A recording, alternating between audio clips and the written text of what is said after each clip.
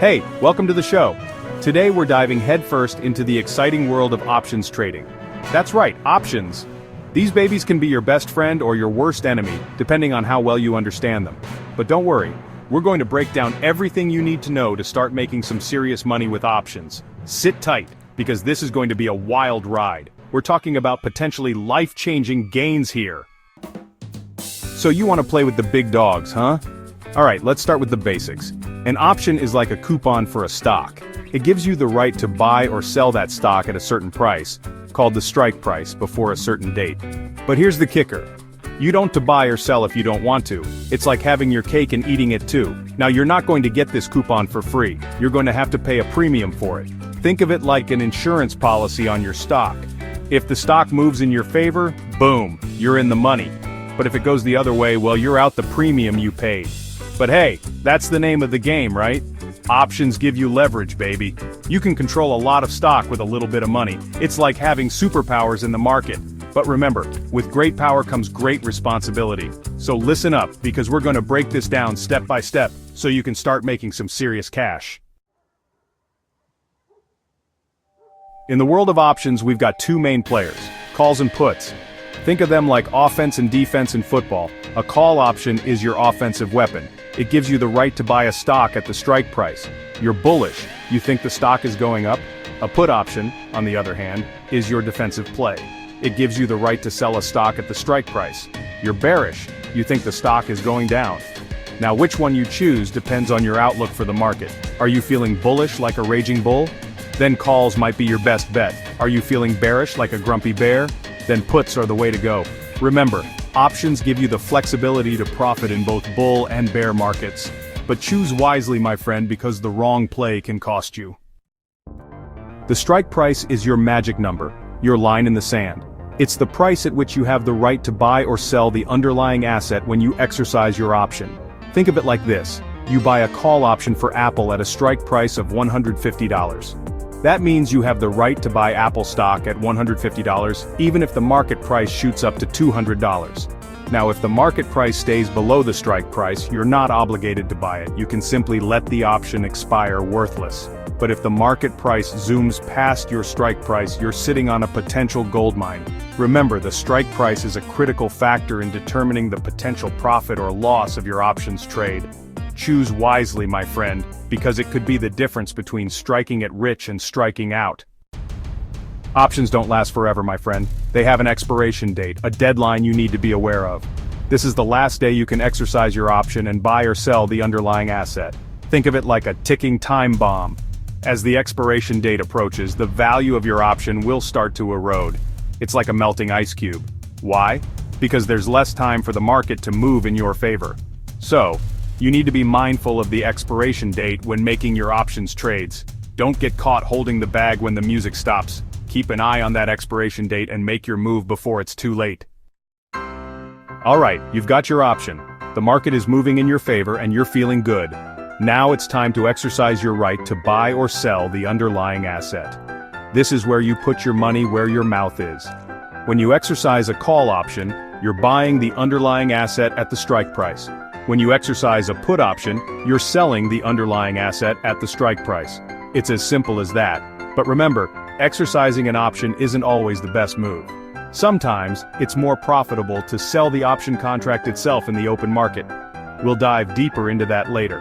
For now, just remember that exercising your option is like making a power play. Use it wisely. In the world of options trading, you don't get something for nothing. You gotta pay to play. And the price of admission is the premium. This is the price you pay to buy an option contract. Think of it like an insurance premium. You're paying for the right, but not the obligation, to buy or sell the underlying asset. The premium is determined by a number of factors, including the current market price of the underlying asset, the strike price, the time to expiration, and the volatility of the market. It's a complex calculation, but understanding how premiums work is essential for successful options trading. Remember, the premium you pay is the most you can lose on an options trade, but it's also the fuel that can ignite your profits if the market moves in your favor. In options trading, we've got three states of being: in the money, at the money, and out of the money. These terms describe the relationship between the strike price of your option and the current market price of the underlying asset. In-the-money options are like having a winning lottery ticket. They have intrinsic value because the strike price is favorable compared to the market price. At-the-money options are like a coin toss. The strike price is equal to the market price, so there's no intrinsic value, but they have the potential to become profitable. Out-of-the-money options are like a long shot. The strike price is unfavorable compared to the market price, so they have no intrinsic value and are only profitable if the market makes a significant move. Understanding these terms is crucial for evaluating your options positions and making informed trading decisions. Implied volatility is like the fear index of the options market. It reflects the market's expectation of how much the price of the underlying asset is going to fluctuate in the future. High implied volatility means the market is expecting big price swings, which can create opportunities for options traders to make a killing. But it also means there's a higher risk of losing money. Low implied volatility, on the other hand, means the market is expecting calmer waters, which can make options trading less risky, but also potentially less profitable. Think of it like this. High implied volatility is like surfing in a hurricane. It's exciting but dangerous. Low implied volatility is like surfing in a lake. It's peaceful, but not very thrilling. In the world of options, you can either be a buyer or a seller. It's like choosing to be the house or the gambler in a casino. Buyers of options are betting on the direction of the market. They're hoping the underlying asset will move in their favor so they can profit from the option's price appreciation.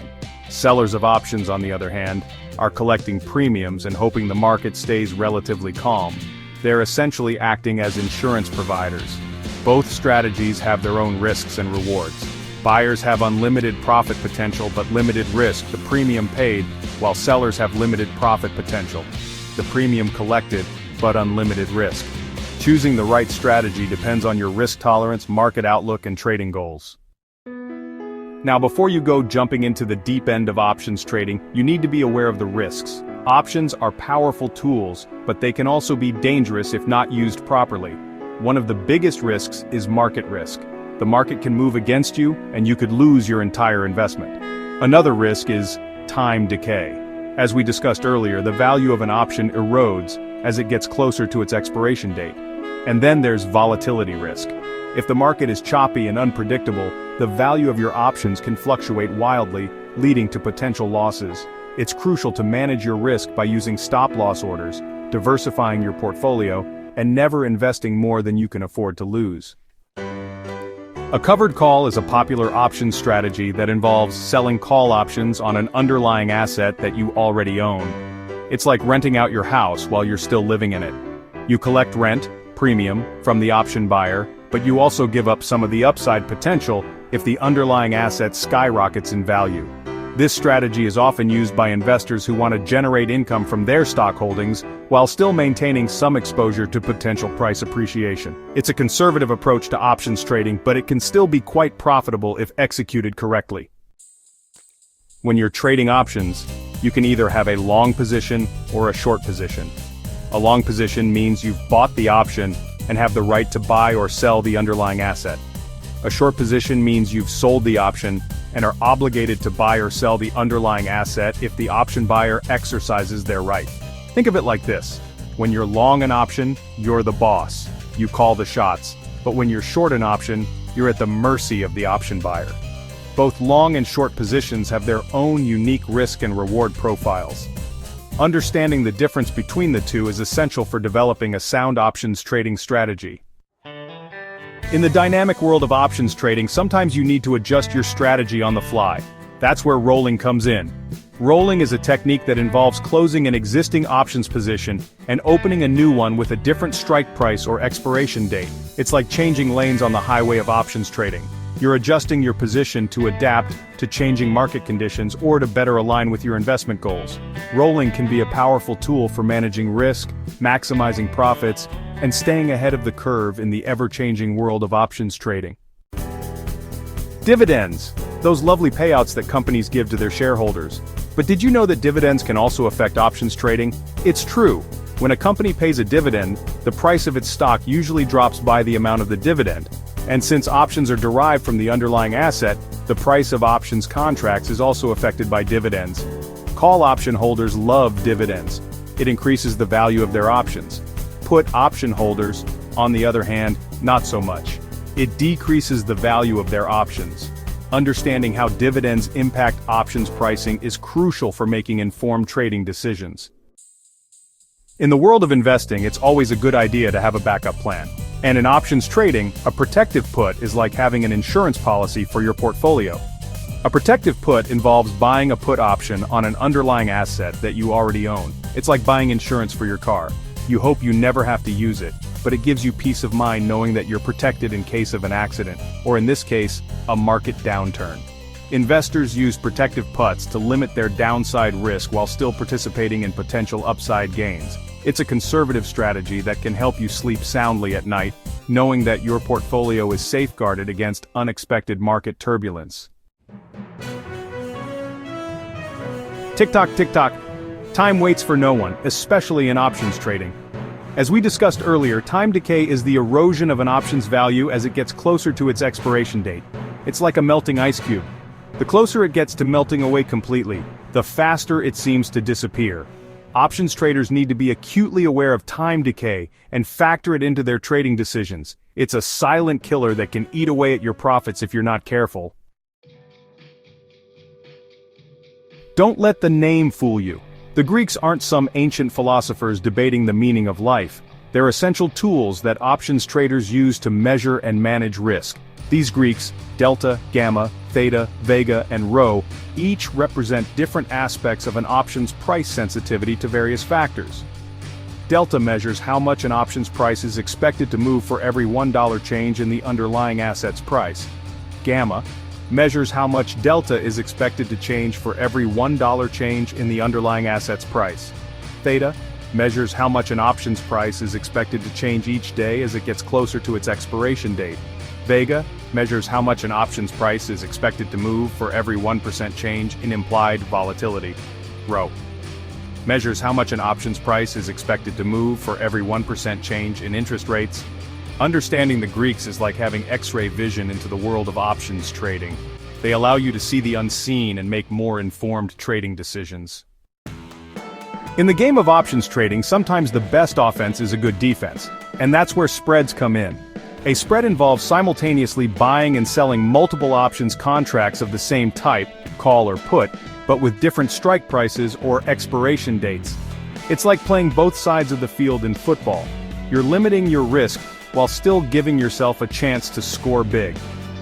Spreads are a versatile tool that can be used to profit from various market conditions, generate income, and manage risk. They're an essential weapon in any seasoned options trader's arsenal. Think Tesla plus earnings equals a strangle or maybe a straddle. To dive into these two strategies, I made video dedicated to exactly that. Hedging is like wearing a helmet when you're riding a bike. It might not prevent you from falling, but it can certainly minimize the damage if you do. In the world of investing, hedging involves using various financial instruments such as options to offset potential losses in your portfolio. Options can be used to hedge against a decline in the value of your stock holdings, protect your portfolio from adverse market movements, and reduce your overall risk exposure. It's like having an insurance policy for your investments. By incorporating options into your hedging strategy, you can create a more resilient portfolio that can weather even the most turbulent market storms. There you have it, traders. We've covered the basics of options trading, from calls and puts to the Greeks and everything in between. Now you're armed with the knowledge you need to start making some serious money in the market, but there's more like anything else in life. If it were me, I would do some digging and join a solid community of like-minded traders on the Discord app. And never invest more than you can afford to lose. After all, options trading is like a roller coaster ride. It's thrilling, it's exciting. I remember my mouth going completely dry from the adrenaline, and it can be incredibly rewarding if you know what you're doing. And to learn is often to lose, so make it small until you get a grip. If you found value in this video, please like and please subscribe, comment, and let me know any other videos I should make. Now go out there and make some money. Because scared money don't make money.